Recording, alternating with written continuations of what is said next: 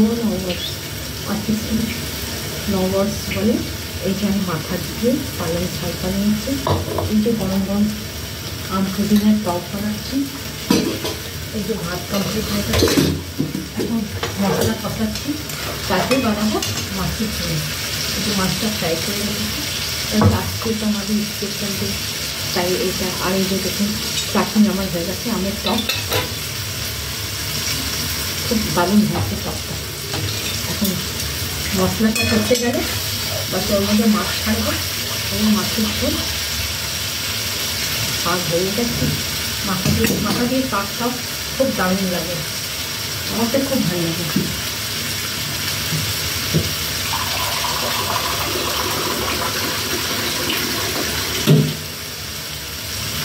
একটু জল নিলাম না, একটু জল দিব, কেন একদম শুকনো শুকনো হলে খাওয়া যায় না।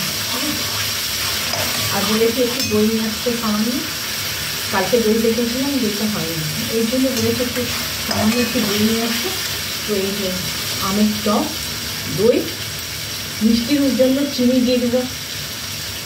আর এই যে শাক হবে, এই যে মাছের ঝোল আছে। আপনারাও আসুন, বেনারসে দর্শন করুন কাশী বিশ্বনাথ। সব কিছু প্যাকেটের আমার হাতে একটু ভালো মন্দ মাছের ঝোল ভাত, তো যা বলবেন তাই বানিয়ে দেবো। আমি বানিয়েছি, রান্না আমি ভালো বানাই। আসুন আপনারা, মোস্ট ওয়েলকাম। ঠিক আছে, যা ভুল হলো ক্ষমা করবেন। ঠিক দেখা দেখা করি। এবার এর মধ্যে একটু জল ঢালি,